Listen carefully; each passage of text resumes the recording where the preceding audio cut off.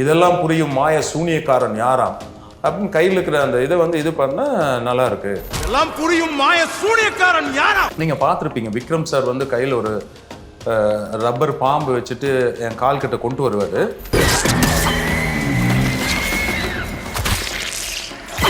Makeup continuity, costume continuity, everything வந்து பக்காவாக இருக்கும். ஒரு சின்ன பிளட் இங்கே லைட்டாக இருந்ததுன்னா அதை பக்காவாக ஃபாலோ பண்ணுவார்.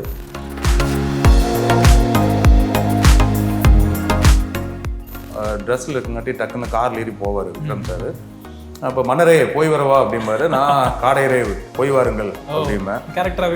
கேரக்டராகவே பேசுவோம்.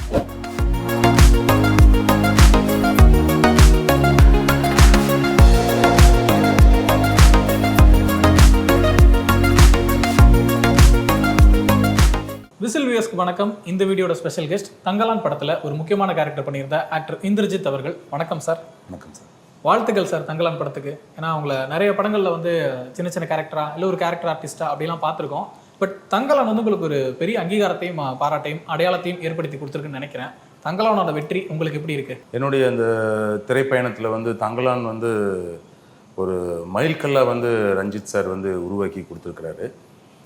நான் இன்னி நினைக்கிறேன் வந்து என்னுடைய பயணம் வந்து தங்கலானுக்கு முன் தங்கலானுக்கு பின் அப்படி தான் கட்டமைக்கப்படும்னு நான் நினைக்கிறேன். ஸோ சார் கொடுத்த இந்த வாய்ப்பை வந்து நான் மிக நிறைவாக பண்ணிக்கிறதா நான் நம்புகிறேன். தங்கலான் படத்தில் வேலை பார்த்த அனுபவம் அப்படிங்கிறது ரொம்பவே ஸ்பெஷலாக இருந்திருக்கும். ஏன்னா ஒரு முக்கியமான கேரக்டர் பண்ணியிருக்கீங்க. அந்த ஒரு 10th century அந்த டைமில் வரக்கூடிய ஒரு மன்னர் அப்படிங்கிற ஒரு கேரக்டர். ஒரு கம்பீரமும் இருக்கணும், அதே நேரத்தில் ஒரு யதார்த்தமும் இருக்கணும் அப்படிங்கிற அந்த கேரக்டர் டிசைனே ரொம்ப நல்லா இருந்துச்சு. ஏன்னா நம்ம சினிமாக்களில் மன்னர் அப்படிங்கிறவர் நம்ம எப்படி பார்த்துருக்கோம் அப்படிங்கிறது இருக்குது. அதை ஒரு கட்டுடைக்கிற மாதிரியான ஒரு போர்ட்ரேல் தான் அவங்க கேரக்டர் கொடுத்துருந்தாரு. நீங்களுமே சூப்பராக பண்ணியிருந்தீங்க. அந்த படத்தில் வேலை பார்த்த அனுபவம் பற்றி சொல்லுங்கள். அதான் சார், எனக்கு அந்த கதாபாத்திரம் வந்து கொடுத்தது வந்து மிக சந்தோஷமாக இருந்தது. ஒரு தமிழ் மன்னனை வந்து அந்த கருப்பு நிறத்தில் வந்து காமிக்கணுங்கிறது அவருடைய இதை வந்து மனதளவில் ஏற்றுட்டு அங்கே ஸ்பாட்டுக்கு போகிறோம். அங்கே வந்து விக்ரம் சார் வந்து பார்க்கும்போது அவர் மிகப்பெரிய லெஜெண்டு. ஸோ அவர்கிட்ட இருந்து ஒவ்வொரு நிமிஷமும் வந்து நம்ம ஸ்பாட்டில் நின்றுருக்கும்போது நிறையா விஷயங்களை கற்றுக்கிட்டேன் நான். ஸோ இப்போ ஒரு பிரேக் விட்டாங்கன்னா ஒரு 1 hour கழித்து வந்து அகெயின் அவர் ஸ்பாட்டுக்கு வரும்போது பார்த்தீங்கன்னா அந்த makeup continuity, costume continuity, everything வந்து பக்காவாக இருக்கும். ஒரு சின்ன பிளட் இங்கே லைட்டாக இருந்ததுன்னா அதை பக்காவாக ஃபாலோ பண்ணுவார். ஸோ நிறையா விஷயங்களை நான் வந்து விக்ரம் சார்கிட்ட இருந்தும் கற்றுக்கிட்டேன். ரஞ்சித் சார்கிட்ட இருந்தும் கற்றுக்கிட்டேன். அவர் வந்து ஆர்டிஸ்ட்டை வந்து அழகாக வந்து வேலை வாங்கிறது சொல்லி கொடுத்து, எப்படின்னா அவர் வந்து முதல்ல நம்மளை நடிக்க சொல்கிறாரு சார். நடிக்க சொல்லிவிட்டு அதுலேருந்து சின்ன சின்ன கரெக்ஷன்ஸ் பண்ணி ரொம்ப மெருகேற்றி வந்து அந்த காட்சியை வந்து கொண்டு வருவார் சார். ரொம்ப ஜாலியாக தான் இருந்தது அந்த எக்ஸ்பீரியன்ஸு. அப்போ ஸ்பாட்லேருந்து நம்ம மூவ் ஆகி போயிட்டு இருக்கும்போது சார் வந்து அந்த ட்ரெஸ்ஸில் இருக்குங்காட்டி டக்குன்னு காரில் ஏறி போவார் விக்ரம் சார். அப்போ மன்னரே போய் வரவா அப்படிம்பாரு, நான் காடையரே போய் வாருங்கள் அப்படிம்பேன். கேரக்டராகவே பேசுவோம். நல்லா அவர் என்னுடைய தமிழ் உச்சரிப்பை வந்து பாராட்டினார். நல்லா பண்ணுறீங்க அப்படின்னு சொல்லி பாராட்டினார். அப்படிதான் சார் போச்சு நாட்கள். நல்ல எக்ஸ்பீரியன்ஸ். எப்படி வந்து ஷார்ட் ரெடிங்கிறப்ப நடிக்கிறப்ப அவரை பார்த்து கற்றுக்கிறோமோ அதே போல் ஷார்ட் முடிஞ்சிருச்சுன்னா நார்மலாக பேசிங்க ரொம்ப ஃபன்னாக நல்லா இருப்பாரா? செம்ம ஃபன்னாக இருக்கும் சார். அவர் நல்ல சுற்றி இருக்கிறவங்க எல்லாத்தையும் வந்து ரொம்ப சந்தோஷமாக வச்சுக்குவார். Okay okay. ரஞ்சித் சார் படங்களில் நிறையவே நடிச்சிருக்கீங்க நீங்கள். பட் இந்த படத்தில் அவரோட ஒர்க் பண்ண எக்ஸ்பீரியன்ஸ் பற்றி பேசும்போது ஏதாவது மெமரபிளான மொமெண்ட்ஸ் ஏதாவது ஷேர் பண்ணிக்க முடியுமா? நம்ம ஆக்டிங் வந்து நம்ம அவர் சொல்லி கொடுப்பாரு, அப்புறம் நம்மளும் வந்து செய்வோம். இப்போ ரெண்டும் சேர்ந்து ஏதோ ஒரு மேஜிக் வந்து ஸ்பாட்டில் வந்து நடக்கும். அது வந்து எப்படின்னா இந்த படத்தில் நீங்கள் பார்த்துருப்பீங்க விக்ரம் சார் வந்து கையில் ஒரு ரப்பர் பாம்பு வச்சுட்டு என் கால் கிட்ட கொண்டு வருவார். கொண்டு வரும்போது நான் எடுக்கணும், அவர் இப்படி எடுத்துகிட்டு போவார். அந்த மாதிரி ஷாட் வந்து சார் வந்து எடுக்கும்போது வந்து அந்த ஃப்ளோரில் வந்து லெக் இருக்க ஒரு கை வருது. அந்த மாதிரி ஒரு ஒன் மோர் வந்து 3 times போச்சு. ஸோ நான் மானிட்டர் பக்கமெல்லாம் போகவே மாட்டேன். ஸோ நான் எங்கே தான் மிஸ்டேக் நடக்குதுன்னு தெரியல. ஸோ அந்த ஸ்லோப்பில் வந்து சின்ன மானிட்டர் சார் நின்று பாட்டு இருந்தால் நான் போய் எட்டி பார்த்தேன். எட்டி பார்த்ததும் தெரிஞ்சது கால் இருக்குது, பாம்பு வருது போகுது. அப்புறம் அவர் 1 more கேட்குறாரு. நான் டக்குன்னு திரும்பினார் சார். கால் நடிக்கிறத வந்து பார்த்துட்டு அப்படின்னாரு. சார் இல்லை சார் 1 more போகலாம் சார் அப்படின்னு. ஸோ அப்புறம் நான் வந்து நின்னேன். ஸ்பாட்டில் நின்றுட்டு நான் வந்து பாறை அடுக்க சின்னதாக இருந்தது, சின்னதாக லேயர் இருந்தது. ஸோ அதில் வந்து லெக்கை வந்து ஃப்ளோ பண்ணிவிட்டு ரெடியாக இருந்துட்டு போகலாமா அப்படின்னாரு. சார் போகலாம் சார் அப்படின்னதும் சார் வந்து கரெக்டாக வந்து பாம்பு கொண்டு வர நான் லெக் எடுக்கும்போது வந்து செருப்பை வந்து அப்படியே அழகாக யதார்த்தமாக வந்து கழட்டி விட்டேன். ஸோ அப்புறம் சார் வந்துட்டு இந்திரஜித் செருப்பை கழட்டி விட்டது நல்லா இருந்தது அப்படின்னு சொல்லி பாராட்டினாரு. ஸோ நம்ம அந்த ஸ்பாட்டில் வந்து அதை விக்ரம் சார் வந்து எந்த இன்வால்மெண்ட்டோடு இருக்கிறாருன்னா அந்த கதை அந்த கதாபாத்திரமாக மாறி தான் வந்து அவர் அங்கே இருக்கிறாரு காட்சி எடுக்கிற போது. ஸோ அந்த இன்வால்மெண்ட்டோடு நம்ம இருக்கும்போதும் வந்து அந்த இடத்துல வந்து நமக்கும் வந்து அடுத்தது வந்து என்ன மாதிரி அந்த காட்சி வந்து கொண்டு போல நமக்குள்ளேயே ஒரு உந்துதல் ஏற்படும். அப்படிதான் எனக்கு வந்து இந்த நான் யோசித்தேன். அது ஒரு மாதிரி வருது போகுது. இந்த பாம்பு வந்ததுக்கான எஃபெக்ட் வந்து ஃபேஸை காமிச்சா நம்ம தெரிஞ்சிடும். அந்த இடத்துல வந்து காலில் வந்து என்ன பண்ணுறது, அதனால தான் சார் வந்து ஒன்மோர் போக சொல்கிறாரு அப்படிங்கிறது எனக்கு அண்டர்ஸ்டுட் ஆன பிறகு தான் நான் செருப்பை வந்து கழட்டி விடுவோம் அப்படின்னு சொல்லி நானே பண்ணேன். சார் வந்து அப்ரிஷியேட் பண்ணார். ஒரு கிரியேட்டிவ் பீப்புள் கூட இருக்கும்போது நடக்கக்கூடிய இந்த சின்ன சின்ன இம்ப்ரவைசேஷன்ஸ்லாம் சேர்ந்து தான் அந்த ஸ்க்ரீனில் நமக்கு ஒரு மேஜிக் கொடுக்குது இல்லை? கண்டிப்பாக சார். அது இந்த collective efforts make an effective job. எல்லாத்தோடைய ஒரு கூட்டு முயற்சி தானே கலை. தங்கலான் பற்றி பேசும்போது யாராக இருந்தாலுமே அதோட லொக்கேஷன் பற்றி தான் பேசுகிறாங்க. ரியல் லொக்கேஷனுங்கிறதுனாலே நமக்கு வந்து விஷுவலாக பார்க்க அவ்வளோ சூப்பராக இருக்குது. பட் அங்கே நம்ம அந்த படத்தை எடுக்கிறதுக்கு அந்த கலைஞர்கள் தொழில்நுட்ப கலைஞர்கள் எல்லாருமே செஞ்ச வேலைகள்ங்கிறது கண்டிப்பாக பாராட்ட வேண்டிய விஷயம். அங்கே என்ன மாதிரி டிஃபிகல்ட்டிஸ் இருந்துச்சு உங்களுக்கு? சார் அதை ஃபஸ்ட்டு ராஜமுட்டம் அந்த ஆற்றுக்குள்ளே இறங்கி ஒரு 6 கிலோமீட்டர் வந்து நடந்து போகணும் சார். அந்த ஃபஸ்ட்டு 6 days வந்து எல்லாருமே ரொம்ப சிரமப்பட்டோம். காலையில் வந்து ஸ்பாட்டில் எல்லாம் 6 மணிக்கு நடக்க தொடங்கிடுவோம். ரூம்லேருந்து 4 o'clock கிளம்பி அங்கே போயிட்டோம்னா அப்புறம் 6 மணிக்கு நடக்க தொடங்கினோம்னா போய் சேர்ந்துருவோம். அது அப்போ எக்யூப்மெண்ட்ஸு அந்த நிறைய வெயிட் எல்லாம் ஒவ்வொருத்தரும் கேரி பண்ணிக்குவோம். எல்லாருமே வந்து கோஆர்டினேட் பண்ணி தான் வந்து பண்ணணும். அதுக்கப்புறம் ஒரு டிராக்டர் மாதிரி அதில் கொண்டு வந்து விட்டாங்க. அப்புறம் குதிரை இருந்தது, ஒவ்வொருத்தரும் வந்து குதிரையில் அந்த மாதிரி தான் சார் எல்லாருமே வந்து அதை ஏற்றுக்கிட்டு தான் வந்து பண்ணோம். ஆனால் ரிட்டன் வரும்போது பார்த்தீங்கன்னா டக்குன்னு சன்லைட் போயிடும். அப்புறம் இருட்டுக்குள்ளே அப்படியே பேசிகிட்டே நடந்து வருவோம். எவ்வளோ நேரம் நடக்கிற மாதிரி இருக்கும் சார்? சார் அது 6 kilometers வந்து அது மணல் வேறு சார், தண்ணி அது நம்ம ஒவ்வொரு பர்சனை பொறுத்து சார். அப்படியே அங்கே ரீச் ஆகிறதுக்கு 1 hour ஆகுன்னு வச்சுக்கோங்களேன். இப்போ உங்களோட போர்ஷன்ஸ் வந்து உங்கள்ட்ட கதை சொல்லும்போதோ இல்லை ஷூட் பண்ணிட்டு இருக்கும்போதோ உங்களுக்கு தெரியுமா இது வந்து ஒரு அவரோட மைண்டில் இருக்கக்கூடிய ஒரு ஸ்டோரி மாதிரி ஒரு 10th century நடக்கக்கூடிய விஷயம்? அதாவது 3 டைம்லைனில் இது ஒரு டைம்லைன் அப்படிங்கிறது உங்களுக்கு அப்பவே தெரியுமா? நீங்கள் படம் பார்த்து தான் தெரிஞ்சுக்க? எனக்கு வந்து ஃபர்ஸ்ட் டே எங்கள் படம் பார்க்கும்போது தான் எனக்கு தெரியும். ஸோ எங்கள் போர்ஷன் வந்து தான் எனக்கு தெரியும். ஓகே. இப்போ நம்ம ஒரு விஷயம் இமேஜின் பண்ணி பண்ணியிருந்திருப்போம், எல்லாமே பண்ணி முடிச்சுட்டு அதோட அவுட் இப்படி இருக்குது அப்படிங்கிறத நீங்கள் ஃபஸ்ட் டைம் பார்க்கும்போது உங்களுக்கு எப்படி இருந்துச்சு அந்த எக்ஸ்பீரியன்ஸ்? இல்லை நிஜமாலுமே ரொம்ப சந்தோஷமாக இருந்தது. பாரஞ்சித் அவர்கள் பற்றி சொல்லுங்க. ஏன்னா அவரோட டைரக்ஷனில் கபாலி, சார்பட்டா எல்லாமே நடிச்சிருக்கீங்க நீங்கள். அவரோட ப்ரொடக்ஷன்லையுமே தொடர்ந்து நிறைய படங்கள் நடிச்சிட்டு வரீங்கன்னு நினைக்கிறேன்.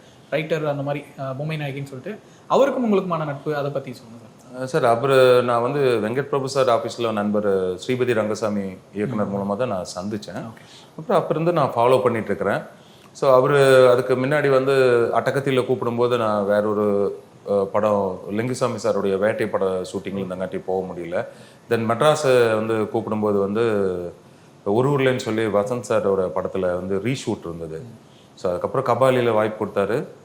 அவர் எப்படி சொல்லணும்னா சார் வந்து அவர்கிட்ட வந்து அன்பு, பேரன்பு, அரவணைப்பு அது வந்து அது வெளிப்படையாக ஃபிசிக்கலாலாம் காமிக்க மாட்டார். அது அவர் பழகிற விதத்திலேயே வந்து நம்ம நெருங்கி பழகும்போது வந்து தெரியும். எல்லாத்தையும் கேர் பண்ணிக்குவார். ஒரு நைஸ் பர்சன். அதனால வந்து பயணம் தொடருது. அவர் வந்து என்கிட்ட சொல்லுவார், இந்திரஜித் நீங்கள் தேவைன்னா கண்டிப்பாக நீங்கள் எங்கே இருந்தாலும் நான் உங்களை கூப்பிட்டுருவேன் அப்படின்னு. அப்படி தான் எனக்கு இந்த தங்கலான் வந்து வாய்ப்பு வந்தது. ரொம்ப அழகாக சொன்னீங்க. அவர் வந்து எதையுமே வார்த்தையில் சொல்லிக்க மாட்டார், செயலில் காட்டுவாருன்ட்டு.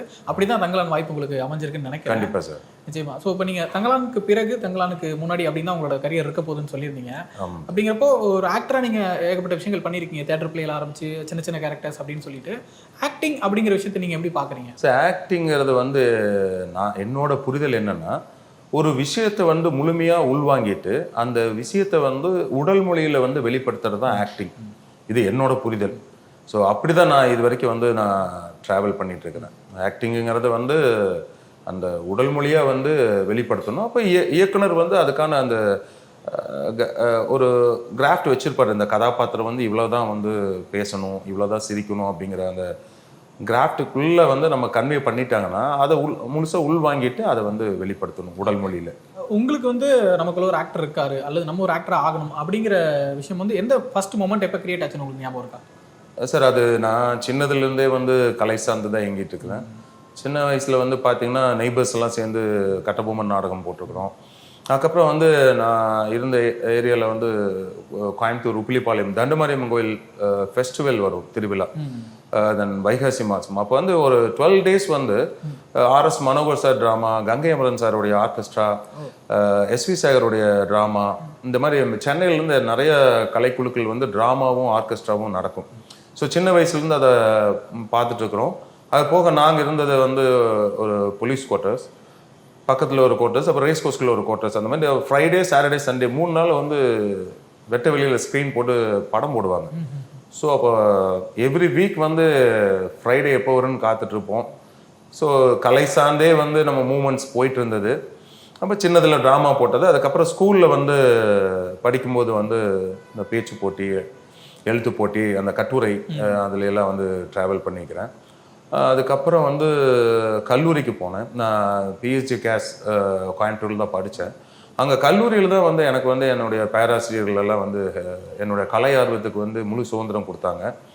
அப்போ வந்து நாங்கள் வந்து ஒரு கல்ச்சுரல் டீம் ஒன்று ஆரம்பித்து வந்து நிறைய வெரைட்டி என்டர்டெயின்மெண்ட் ப்ரோக்ராம்ஸ் எல்லாம் வந்து காலேஜ்லேயும் பண்ணோம். தென் இன்டர் காலேஜ் ஃபங்க்ஷன் போனோம். அது போக வந்து காலேஜில் வந்து சிந்தனை மன்றம்னு சொல்லி அதில் வந்து குயிலிசைன்னு சொல்லி புக்கு வந்து 2 மாதங்களுக்கு ஒரு முறை வரும். அதில் வந்து என்னுடைய சிறுகதைகள், கவிதைன்னு சொல்ல முடியாது, ஒரு ஸ்டேட்மெண்ட்டுன்னு வச்சுக்கலாம், கவிதை எழுதியிருக்கோம் சார்.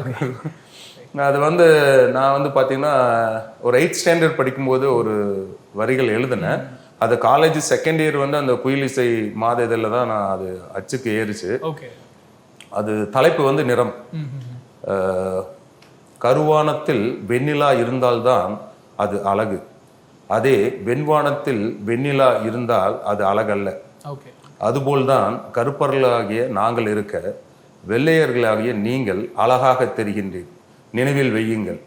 இது வந்து எனக்கு சின்னதில் வந்து என்னுடைய கலரை வச்சு கமெண்ட்ஸ் எல்லாம் வரவும் அது மனசுக்குள்ள இருந்தது வந்து வரிகளாக வெளியே வந்து நான் அந்த இன்ஃபீரியாரிட்டி காம்ப்ளெக்ஸ் வந்து வெளியே வந்தேன்.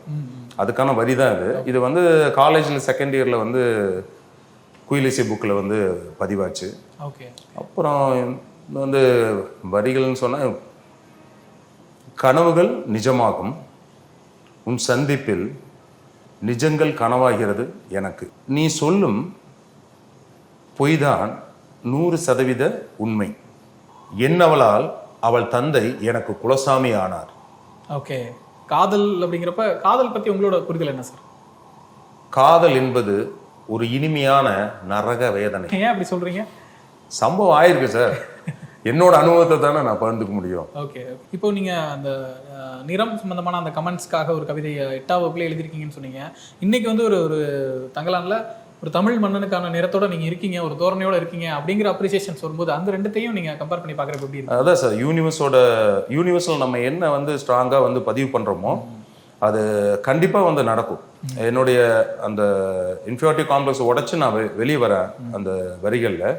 ஸோ இங்கே வந்து இவ்வளோ நாள் சினிமாவில் கட்டமைக்கப்பட்ட மன்னர்கள் எல்லாருமே வந்து வெள்ளையாக தான் இருப்பாங்க. தமிழ் மன்னர்கள் கூட 1000ல் ஒருவரில் மட்டும்தான் வந்து பார்த்திபன் சார் வந்து செல்வராகவன் சார் தமிழ் மன்னனாக காமிச்சிருந்தாரு. அதுக்கப்புறம் இவர் என்ன காமிச்சது வந்து எனக்கு மிகப்பெரிய சந்தோஷம் தான். இப்போ கலை இலக்கியம் கவிதைகள் அப்படின்லாம் போயிட்டு இருக்கப்ப வாசிப்பு அப்படிங்கிற விஷயம் வந்து உங்கள் வாழ்க்கையில் எந்த அளவுக்கு முக்கியமானது ஒரு இருந்திருக்கு? வாசிப்பு தான் ஒரு மனிதனை வந்து ஒரு பண்புள்ளவனாக மாற்றுது. பட் ஆனால் வாசிப்புக்கும் நடிப்புக்கும் நிறைய கனெக்டிவிட்டி இருக்குது. எப்படின்னா நம்ம வந்து நான் வந்து ஒரு நாவல் வாசித்தேன்னா அந்த நாவலில் வந்து ஒரு கதாபாத்திரத்தை வந்து, ஏன்னா அதை யாருமே திரை வடிவில் இன்னும் பார்க்கல, ஒரு ட்ராமா பிளேவாகவும் பார்க்கல. அப்போ வந்து நான் அதில் வந்து ஒரு கேரக்டரை செலக்ட் பண்ணி நான் அதுக்கு வந்து உயிர் கொடுக்குற மாதிரி வந்து நான் வந்து ரூமில் வந்து மிரர் முன்னாடி நின்று நடித்து பார்ப்பேன். அப்படி நான் பண்ணதுன்னு பார்த்தீங்கன்னா இவர் ஐயா ஜெயகாந்தன் அவருடைய ஒரு மனிதன், ஒரு வீடு, ஒரு உலகம், அதில் ஹென்றி கதாபாத்திரம். ஹென்றி மாதிரி வந்து வாழ்ந்து செத்துடணும்னு தோணும். அதை நீங்கள் வாசிச்சிங்கன்னா தெரியும். அந்த கதாபாத்திரம் எனக்கு ரொம்ப பிடிச்சது. அதில் வந்து இன்னொன்று வந்து அவருடைய பெரியப்பா லாரி டிரைவர் துரக்கண்ணுன்னு ஒரு கதாபாத்திரம். அந்த கதாபாத்திரம் எனக்கு ரொம்ப பிடிக்கும். அதே மாதிரி வந்து பேட்டை நாவல் தமிழ் பிரபா அவரோடது. அதில் வந்து பூபாலன்னு சொல்லி ஒரு கதாபாத்திரம். அவர் வந்து சுவரோவியங்கள் வரைகிறது ப்ளஸ் கட் அவுட். அவர் அதில் வர ஒரு ஹீரோ கதாபாத்திரமா ஒரு ஹீரோட நண்பர் கதாபாத்திரத்தோட தாய்மாமன் கதாபாத்திரம். அந்த கதாபாத்திரம் வந்து எனக்கு ரொம்ப பிடிக்கும். நான் அவர் தமிழ் பிரபா சாரை பார்த்தப்போ கூட நான் சொன்னேன், சார் இது திரைவடிவமாக மாற்றும் போது எனக்கு அந்த பூபாலன் கதாபாத்திரம் கொடுங்க சார்னு உரிமையோட கேட்டேன். அதுக்கப்புறம் இப்போ ரீசெண்டாக நான் படித்து முடிச்சதுன்னா வந்து வேட்டை நாய்கள், எழுத்தாளர் நரன் அவரோடது 2 பாகங்கள் வந்திருக்கு. அது பயங்கரமான ஒரு கதை, தூத்துக்குடியை பேஸ் பண்ணி. அதில் வந்து எனக்கு வந்து நிறையா கதாபாத்திரங்கள் இருக்குது. அதில் பெரிய பரலாந்துங்கிற கதாபாத்திரம் வந்து எனக்கு ரொம்ப பிடிச்சது. ரொம்ப அண்டர் ப்ளே பண்ணுற கதாபாத்திரம். ஸோ என்னென்னா வாசிக்கும் போது வந்து எழுத்தாளர்கள் வந்து நாவலாசிரியர்கள் அந்த கேரக்டர் வந்து டிஸ்கிரைப் பண்ணியிருப்பாங்க. இப்போ வந்து இப்போது உட்காந்துட்டு இருக்கும்போது ஒரு ஃபோன் வந்தது. ஃபோன் எடுத்து வச்ச உடனே வந்து அவர் புருவங்கள் சுருங்குச்சு, நெற்றி ஒரு மையமாக அந்த டிஸ்கிரிப்ஷன் இருக்குல்லங்க, படார் என்று ஃபோனை வைத்தார். இதுலேயே வந்து ஆக்டிங்க்கான எல்லா ஆட்டிடியூடும் வந்து கன்வே பண்ணிடுறாங்க. ஸோ இந்த நான் வாசிக்கும் போது வந்து அதை வந்து நான் ஒரு இமேஜினில் பண்ணி பார்க்குறேன்ல, பார்க்கும்போது அது வந்து அந்த இமேஜ் பண்ணி பார்க்குறது இருக்குல்ல, வாசிக்கும் அது எனக்கு செமையான போதை. அந்த போதைக்கு நான் அடிக்ட்டு. ஸோ அந்த மாதிரி நிறைய வாசிக்கும்போது வந்து விஷுவலாக வந்து அந்த கேரக்டர் என்ன பண்ணுது அப்படி டிஸ்கிரைபோடு வந்து வாசிக்கும்போது அது எனக்கு வந்து ஆக்டிங்கில் ரொம்ப சப்போர்ட்டிவ் பண்ணுது. இப்போ தங்கலானில் வந்து பார்த்தீங்கன்னா அந்த நிலப்பரப்பில் போய் நிற்கிறோம். அப்போ வந்து அவர் வந்து பண்ணுங்கன்னு சொல்கிறாரு சாரு. பண்ணும்போது வந்து அவர் இந்த இதெல்லாம் புரியும் மாய சூனியக்காரன் யாராம் அப்படின்னு கையில் இருக்கிற அந்த இதை வந்து இது பண்ணால் நல்லா இருக்கு அப்படின்னாரு. ஸோ இது எல்லாமே எனக்கு வந்து கிடைச்சது வந்து வாசிப்பு தான். நம்மள அந்த டயலாக் வந்து வேற எப்படி மேனரிசம் பண்ணி வந்து ஸ்கிரீன்ல கொடுக்கலாம் அப்படி. கண்டிப்பா அதெல்லாம் எழுத்தாளர்கள் கொடுக்குற இன்புட் இருக்குல்லங்க. அது சில நம்ம நிறைய பேர் சொல்லுவாங்களே, நிறைய படத்தோட ரெஃபரன்ஸ் வந்து இந்த படத்துல இருக்கு அப்படின்னுலாம். நான் வந்து வாசிக்கும் போது வந்து அந்த கதாபாத்திரங்கள் உள்வாங்கிட்டு அதை வந்து அப்சர்வ் பண்ணோம்னாலே போதும். நமக்கு அந்த ஸ்பாட்ல எந்த லேண்ட்ஸ்கேப்பா இருந்தாலும் சரி, ஒரு ரூமுக்குள்ளேயா ஒரு வில்லேஜா, நம்ம டக்குன்னு அந்த ஆட்டிடியூடெல்லாம் அழகாக வந்து வரும். அதனால தான் வாசிப்புக்கும் நடிப்புக்கும் கனெக்டிவிட்டி இருக்குன்னு நான் சொல்கிறேன். ஆக்சுவலாக ரொம்ப இம்ப்ரெசிவாக இருந்துச்சு சார். நீங்கள் ஒரு வாசிப்புக்கும் நடிப்புக்குமான தொடர்பை பற்றி பேசும்போது எப்படியெல்லாம் நீங்கள் அதுலேருந்து இன்புட்ஸ் எடுத்துக்கிறீங்கிற நீங்கள் சொன்ன விஷயம் ரொம்ப இம்ப்ரெசிவாக இருந்துச்சு. அதை தாண்டி நீங்கள் வந்து மக்களை அப்சர்வ் பண்ணுறதோ, அவங்களோட ஆக்டிவிட்டீஸை பார்த்து இன்ஸ்பயர் ஆகி நம்ம அதுலேருந்து இன்புட்ஸ் எடுத்துக்கிறது, அந்த மாதிரி விஷயங்கள்லாம் பண்ணுறது தான் இல்லை. அது வந்து நம்ம வந்து பார்த்து அதை எடுத்துட்டோம்னா அவருடைய சாயல் வந்து நம்ம மேலே வந்துடக்கூடாது. ரஜினி சாருக்குன்னு ஒரு ஸ்டைல் இருக்குது, கமல் சார் இருக்குன்னு, விக்ரம் சார் இருக்குன்னு, எல்லா பெரிய திரைக்கலைஞர்களும் வந்து அவங்களுடைய உன்னதமான தனித்தன்மையினால தான் வந்து தனியாக வந்து நம்மக்கிட்ட வெளிப்படுறாங்க. ஒவ்வொருத்தருக்கும் பிடிச்ச காரணம் அதை நம்ம ஃபாலோ பண்ணோம்னா அவங்களுடைய சாயல் வந்து நம்மக்கிட்ட வெளிப்பற்றக்கூடாது அப்படிங்கிறது என்னோடது. அவங்க பண்ணுற இது பிடிக்கும். அதுலேருந்து மாற்ற வந்து நம்ம என்ன பண்ணலாம் அப்படிங்கிறத வேணும் யோசிச்சு வந்து நம்ம வெளிப்படுத்தலாம். அது இயக்குனருடைய அனுமதியோட தான். இப்போ நீங்கள் நிறைய படங்கள் பண்ணியிருக்கீங்க, நிறைய கேரக்டர்ஸ் பண்ணியிருக்கீங்கிறப்போ சின்ன படம், பெரிய ஹீரோ, சின்ன ஹீரோ, அந்த மாதிரி எல்லாமே மிக்ஸ் பண்ணி பண்ணியிருக்கீங்க. பட் ஏதோ ஒரு படத்தில் நம்ம ரொம்ப முக்கியமான கேரக்டர் பண்ணியிருந்திருப்போம். உதாரணத்துக்கு பர்த் மார்க் படமே எடுத்துக்கலாம். அதில் வந்து ரொம்ப முக்கியமான கேரக்டர் சூப்பராக பண்ணியிருந்தீங்க. படம் பார்க்கும்போது யாரும் ஒரு பயங்கரமாக பர்ஃபார்ம் பண்ணியிருக்காரு, அந்த கேரக்டர் தான் தெரிஞ்சு, நீங்களே தெரியலங்களும் சூப்பராக பண்ணியிருந்தீங்க. ஆனால் அந்த அளவுக்கு முக்கியமான கேரக்டர், நல்ல பர்ஃபார்மன்ஸ் இருந்தும் அந்த மாதிரி படங்கள் ரீச் ஆகாதப்ப நமக்கு ஒரு மன வருத்தம் இருக்கும் இல்லையா? அது எப்படி ஃபேஸ் பண்ணுறீங்க? அது கண்டிப்பாக சார். அது ஒன்றும் எப்படி சொல்கிறதுனா, நாணயத்துக்கு 2 பக்கம் இருக்கிற மாதிரி இந்த சினிமாவில் எல்லாமே நடக்கும். அப்போ என்னென்னா அது மெயினாக வந்து அந்த ரிலீஸ் ஆன டைமா என்ன ஏதுங்கிறதே எதுவுமே புரியல. அவர் சபீர் சாரும் சூப்பராக பண்ணியிருந்தார், கதாநாயகியாக நடித்தார் மிரினா, அவங்களும் பண்ணியிருந்தாங்க. ஸோ எல்லாமே சிறப்பாக இருந்தது. பட் அதை எப்படி புரிஞ்சுக்கிறதுன்னு எனக்கு தெரியல, வருத்தமாக தான் இருந்தது. ஸோ அது போக வந்து இப்போ தங்கலான் வந்து பண்ணும்போது வந்து நோட்டட் ஆகிறோம். இது வந்து ஒரு வெற்றி கூட்டணி, ஒரு காம்போவாக இந்த பேனரு, பெரிய ஆர்டிஸ்ட்டு, இயக்குனர் எல்லாருமே வந்து ஆல்ரெடி எஸ்டாப்ளிஷ் ஆனவங்க. ஸோ விக்ரம் சாருக்கு வந்து அது பர்த் மார்க் வந்து ஒரு முதல் படம். ஸோ அதனால வந்து நோட்டட் ஆகலை அப்படின்னு அந்த மாதிரி தான் நான் எடுத்துக்க வேண்டியதாக இருக்குது. நிறைய படங்கள் நடிச்சிட்டோம், இப்போ ஒரு ஃபேஸ் கிடச்சிருக்குன்றப்ப பழைய படங்கள் ரீகால் பண்ணுறப்போ ரொம்ப சுவாரஸ்யமாக இருக்கும். உதாரணத்துக்கு இப்போ நான் போன வாரம் டிவியில் வெண்ணிலா கபடிக்குள் ஓடிட்டு இருக்கும்போது பார்த்துட்டு இருந்தேன், நீங்கள் ஒரு சீன் வந்தோன்னே இவர் அவராச்சே அப்படிங்கிற மாதிரி ரீகால் பண்ண மாதிரி இருந்துச்சு. அந்த மாதிரி நிறைய படங்கள் பார்க்கும்போது பார்க்குறோம், இப்போ தான் ரீகால் பண்ணுறோம், இந்த படத்தில் பண்ணியிருக்காரு இந்த படத்தில் பண்ணியிருக்காருல அப்படிங்கிற மாதிரிலாம் இருக்குது. அந்த டேஸ் பற்றி சொல்லுங்கள் சார், பிகினிங் டேஸ் சினிமாவில். பிகினிங் டேஸ் வந்து எவ்ரி டே வந்து இங்கே வந்து நகர்ந்துட்டே தான் இருக்கிறோம், ஃபாலோ பண்ணுறோம். வாய்ப்பு கிடைக்காம வந்து சுற்றிட்டு இருக்கும்போது வந்து எனக்கு வந்து டயலாக் பேசி நடிக்கக்கூடிய வாய்ப்பு வந்து சுசீந்திரன் சார் படத்தில் தான் கிடைச்சது. வெண்ணிலா கபடி தமிழில் தான் ஃபர்ஸ்ட் படமா சார் உங்களுக்கு? அதுக்கு முன்னாடி அட்மாஸ்பியர் இருக்கிறோம். ஓகே அட்மாஸ்பியர் இருக்கிறோம், ரவுடியாக ஓடி இருக்கிறோம், கூட்டத்தில் எல்லாமே பண்ணியிருக்கிறோம் நம்ம. ஸோ அது வந்து ஃபஸ்ட்டு கேரக்டராக வந்து தமிழில் பண்ணது சார். அதுக்கப்புறமா அடுத்தடுத்த படங்கள் வாய்ப்பு கிடைக்கும்போது வந்து இது நல்ல படமா நல்ல கேரக்டராக இருக்குமா எதுவுமே தெரியாமல் தான் நம்ம பண்ண போவோம். பட் சடனாக ஒரு படம் கிடைக்காம போகலாம், அந்த மாதிரி விஷயங்களை எப்படி ஃபேஸ் பண்ணுவீங்க சார்? இல்லை சார், நம்ம முயற்சி மட்டும்தான் நம்ம வந்து போட முடியும், ஃபாலோ பண்ணுறோம். இப்போ எங்கன்னா நம்ம போய் ஆடிஷன் பண்ணுறோம், ஆடிஷன் பண்ணி ஓகே சொல்கிறாங்க, டக்குன்னு பார்த்தா அந்த இடத்துக்கு வந்து வேற ஒருத்தர் பண்ணியிருப்பாரு. இப்போ அங்கே என்ன நடக்குதுங்கிறது நமக்கும் தெரியாது. ஆனால் நம்ம வந்து ஃபாலோப்பில் இருப்போம், நல்லா பண்ணியிருக்கிறீங்கன்னு சொல்லுவாங்க. ஸோ எல்லாமே வந்து அந்த டீம், அந்த இயக்குனர், அவர்களை சார்ந்து இருக்கிறவங்க எல்லாருமே சேர்ந்து ஒரு முடிவெடுக்கிறது தான். இப்போ பர்த் மார்க் படத்துக்கே நீங்கள் இப்போ ஆடிஷன் போகிறப்போ நிறைய பேர் வந்துருப்பாங்க, அப்படிங்கிறப்போ உங்களை ஏன் சூஸ் பண்ணாங்கன்ற காரணம் சொன்னாங்களா சார்? அது மோர் தென் ஒரு 20 பீப்புள்ஸ் வந்து ஆடிஷன் பண்ணிக்கிறாங்க. அதுக்கப்புறமா தான் என்னை அழைச்சாங்க. நான் போகிறப்போ நான் ஒரு ஆள் தான் அன்னைக்கு, நான் மட்டும் போனேன். அதுக்கப்புறம் வந்து அந்த வார்த்தை வந்து உடஞ்சு பேசணும் அப்படிங்கிறத, அங்கே போகணுன்னு தான் அந்த டாஸ்க் வந்து சொன்னாங்க. நான் டயலாக் வந்து டங்கிலீஷில் இருந்தது, நான் தமிழில் எழுதணும்னு சொல்லி தமிழ் எழுதிட்டு ஒரு கிளான்ஸ் வந்து அப்படியே ஓட்டினேன். நான் அதுக்கப்புறம் ரெஸ்ட் ரூமில் போய் மிரர் முன்னாடி நின்று செஞ்சு பார்த்தேன். வந்து அப்புறம் பண்ணேன். அப்புறம் விக்ரம் சாரும் அவர் ப்ரொடியூசர் ஸ்ரீராம் தான் ரொம்ப எக்ஸைட் ஆகி கட்டி பிடிச்சாரு. சார் சூப்பராக பண்ணுறீங்க, நம்ம கண்டிப்பாக பண்ணுவோம் அப்படின்னாரு. நான் வந்து ஒரு 25-27வது ஆளுன்னு நினைக்கிறேன் அது ஆடிஷன். அப்படியா? உங்களுக்கு முன்னாடி அவ்வளோ பேர் போயிருந்தாங்க? அவ்வளோ பேர் போயிருந்தாங்க. Okay okay. அப்கமிங்காக என்ன மாதிரி ஃபிலிம்ஸ்லாம் இருக்குது, என்ன மாதிரி யாரோட படங்களில் பண்ணணும்னு ஆசைப்படுறீங்க? இல்லை சார், இப்போ லோகேஷ் கனகராஜ் சார் வந்து ஃபாலோ பண்ணிட்டு இருக்கிறேன். அப்புறம் சுதா மேடமோட ஆஃபீஸில் ஆடிஷன் பண்ணியாச்சு, அழைப்புக்காக காத்துட்ருக்கு. அதே மாதிரி கார்த்திக் சுப்ராஜ் சார் ஆஃபீஸ்லேயும் ஆடிஷன் பண்ணியிருக்குது, சொல்கிறேன்னு சொல்லியிருக்கிறாங்க. தென் வந்து இப்போ இவர் சார் மலையாளத்தில் திலீஷ் பத்தான் வந்து டைரக்ஷன் பண்ணாரு, தொண்டி முத்தலும் திரிஷாஷன். அதோடைய கதையாசிரியர் சஜீவ் பலூர், அவர் வந்து தமிழில் வந்து ஃபர்ஸ்ட் படம் டைரக்ஷன் பண்ணுறாரு, என்ன விலைன்னு சொல்லிட்டு. கருணா சாரும் நிமிஷா மேடமும் லீடிங் ரோல் பண்ணுறாங்க. அதில் ஒரு கதாபாத்திரம் கன்ஃபார்ம் பண்ணிக்கிறாங்க. ஷூட்டிங் மேக்ஸிமம் நெக்ஸ்ட் மந்த் இருக்கும்னு நினைக்கிறேன் சார். சூப்பர் சார், நிறைய நல்ல படங்கள் வரிசையாக பண்ணிக்கிட்டு இருக்கீங்க. தமிழ் சினிமாவில் வந்து உங்களை இந்திரஜித் அப்படிங்கிறவர் வந்து என்ன மாதிரி ஒரு ஆக்டராக நீங்கள் பொசிஷன் பண்ணிக்கணும்னு நினைக்கிறீங்க? இல்லை சார், அது வந்து நம்ம கையில் இல்லை சார். இயக்குநர்கள் வந்து கொடுக்குற கதாபாத்திரத்தை வச்சு தான் நாம் வந்து திரையில் வந்து வெளிப்படுறோம். ஸோ அவங்க எந்த கதாபாத்திரம் கொடுத்தாலும் நான் வந்து தயாராக தான் இருக்கிறேன். என்ன சொல்லணும்னா, நான் ஒரு களிமண் கதாபாத்திரங்கிற நீர் ஊற்றி வந்து அவங்க என்ன வடிவம் வேணாலும் வந்து பண்ணிக்கலாம். நான் அதுக்கு தயாராக தான் இருக்கிறேன். என்ன டைமென்ஷன் கிரியேட் பண்ணாலும் நீங்கள் அதுக்கு ரெடியாக இருக்கீங்க? கண்டிப்பாக. இப்போ கலை இலக்கியம் நடிப்புன்னு சொல்லிட்டு தொடர்ந்து செயல்பட்டுட்டு வந்துட்டு இருக்கீங்கன்றப்ப கலை அப்படிங்கிறத பற்றி உங்களோட புரிதல் என்ன?